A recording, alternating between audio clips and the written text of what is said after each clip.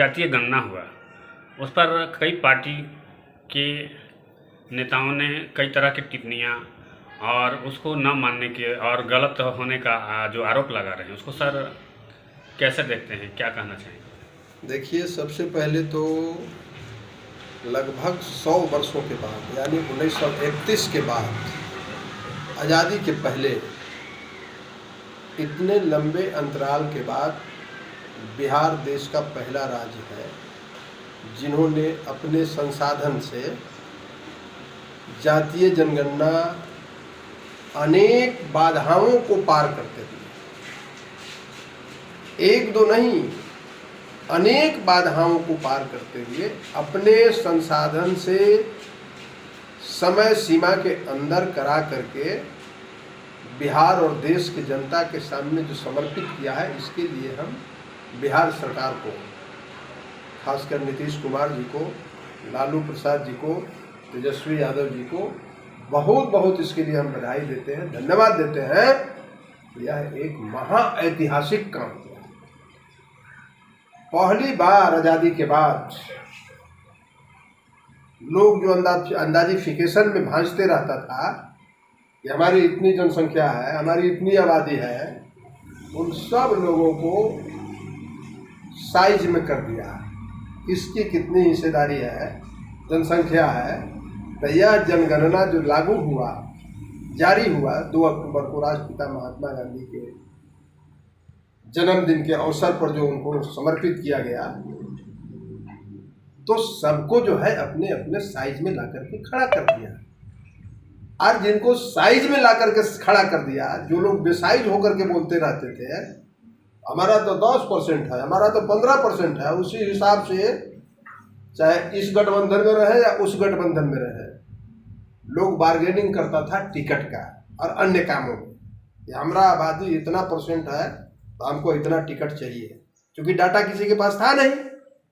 अब तो वैसे ही लोग चिल्ला रहे हैं, जिनकी जनसंख्या है 2.5%, जिनकी जनसंख्या है 2%, जिनकी जनसंख्या है 4%, 3.5%, जिनकी जनसंख्या है 1%, और वो लोग अपने आप को नाम किसी का नहीं ले रहे हैं, लेकिन वो लोग दावा करता था कि हमारा तो 10% है, हमारा तो 12% है। ऐसे लोग ही इस सर्वे को जातीय सर्वे को फर्जी कह रहा है, गलत कह रहा है कि हमारा कम दिखा गया।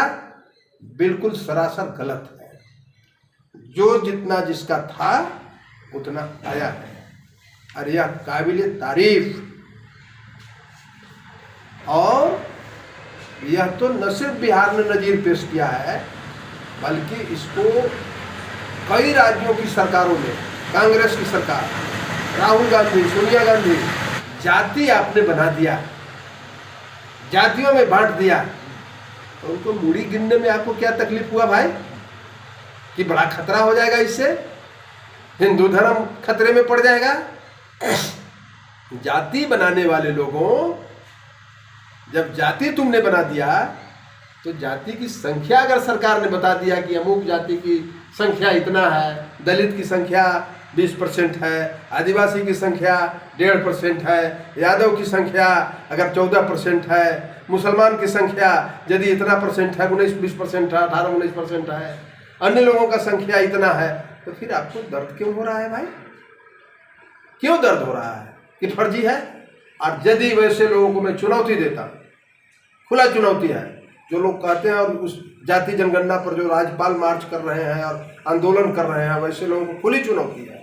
चाहे जो लोग भी कह रहे हैं कि हमरा कम कर दिया, मांझी जी भी बोल रहे थे कि हमरा कम कर दिया, वो बार्गेनिंग करते थे इधर से उधर आकर के, भारी बार्गेनर सब लोग हैं।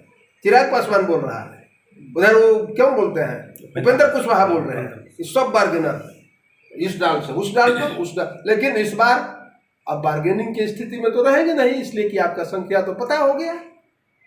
अब आप कैसे कहिएगा कि हमारा 10% था? मांझी जी चिल्लाते थे कि शेड्यूल कास्ट में सबसे ज्यादा हम ही हैं, हमको इतना चाहिए, क्योंकि डाटा किसी के पास था नहीं। शेड्यूल कास्ट में सबसे ज्यादा पासवान का वोट है, उसके बाद रविदास का वोट है, उसके बाद जो अन्य हमारी 21-22 जातियां हैं सबका वोट है। इसलिए सबको, ऐसे लोगों को चैलेंज है कि भाई तो आपको अगर संतोष नहीं है इस पर, आपको फर्जी लगता है, आपको लगता है कि सरकार नीतीश कुमार हमारा घटा दिया, अगर नीतीश कुमार घटाइए देता, बढ़ा देता तो अपने भी कर लेता 5%, अपने भी 5% कर लेते ना भाई, 10% कर लेते ना। सरासर गलत है, सरासर ये लोग जो है इस तरह के बयान दे करके उन लोगों को जो है अपमानित कर रहे हैं जिनकी वास्तविक संख्या आई है। इसलिए यदि आपको नापसंद है, फर्जी लगता है, कम लगता है, तो आप जिस गठबंधन में अभी हैं भारत सरकार में, तो मोदी जी को बोलिए, अमित शाह को बोलिए कि बिहार सहित पूरा देश में करा लो, बिहार सहित पूरे देश में करा लो, तो जुबान खुलेगा वहां। इस सब का जो है भिल्ली बिगी की तरह जो है वहां आवाजें बंद हो जाता है, एक आदमी नहीं बोल पाता है।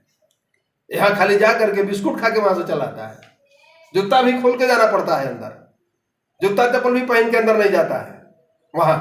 और यहाँ बोलेंगे कि फर्जी है, बोलेंगे कि मनमानी कर लिया। जाति जनगणना बिल्कुल ऐतिहासिक काम हुआ है, सभी जातियों का सम्मान बढ़ा है इसमें, जिनका जितनी हिस्सेदारी उसका उतना भागीदारी है ना, मिलेगा, निश्चित रूप से मिलेगा। हमारी सरकार नीतीश कुमार, लालू यादव, तेजस्वी यादव की सरकार जो है, महागठबंधन की जो बिहार में सरकार है, इसी आधार पर सभी जातियों के लिए हम योजना बनाएंगे। कौन कितना पिछड़ा हुआ है, कहाँ बसा हुआ है, उस हिसाब से सारा प्लानिंग कमीशन जो हमारा स्टेट का है उस पर कल्याणकारी, लोक कल्याणकारी, उनके लिए विकास और कल्याणकारी योजना बनेगा। सबके नजदीक तक, सबके गांव तक, सबके घर तक, सबके चारद्वारी तक, सबके आंगन तक एकदम विकास की रोशनी जो है ऐसे भी पहुंच रहा था। लेकिन अब बाजाबता डाटा के साथ अब कोई घाटा बर्दाश्त नहीं होगा। जिसका जो डाटा है, बहुत दिन तक घाटा लोग बर्दाश्त करते रह गया, कि बहुत लोग बोलते रह गया कि हमारा तो इतना आबादी है, हम बहुत बात नहीं बोलना चाहते हैं, लेकिन दंश झेला है, लोग दंश झेला है। अब दंश बिहार नहीं झेलेगा। और हम समझते हैं कि आने वाला दिन में जब देश से 2024 में मोदी जी का विदाई हो रहा है, भाजपा का विदाई एनडीए का हो रहा है, देश की जनता और इंडिया ने तय कर लिया तो पूरे देश में जाति जनगणना होगा। इंडिया की सरकार बनेगी तो पूरे देश में जाति जनगणना होगा, और उसके हिसाब से जो है सरकार योजना बनाएगा उनके बेहतरी के लिए, उनके विकास के लिए, उनके पढ़ाई के लिए, उनके सिंचाई के लिए, सारे चीज़ों के लिए जो है सरकार उनके लिए योजना बनाएगी। इसलिए जाति जनगणना बिहार ने एक नजीर पेश किया, महाऐतिहासिक काम किया। हम इस काम के लिए सरकार को बधाई देते हैं, और जितने भी इस काम में लगे हुए पदाधिकारी कर्मचारी थे, भगीरथ प्रयास करके, चूंकि ये भारतीय जनता पार्टी के लोग न सिर्फ सामने से विरोध कर रहे थे, कोर्ट में चले गए थे, अभी भी चले गए हैं लोग, सुप्रीम कोर्ट का भी डांट लगा, डंडा पड़ा इन लोग को, हाई कोर्ट का भी डंडा पड़ा, इसके बावजूद भी ज्ञान नहीं हुआ। अरे भाई कहीं नहीं विश्वास है तो अपने आका से करा लो, दिल्ली से, मोदी जी से करा लो कि नहीं गलत है, कौन मना कर रहा है। लेकिन नहीं, केवल इनको ऐसे ही लफाजी बोलते रहना है, तब लफाजी बिहार बर्दाश्त नहीं करेगा।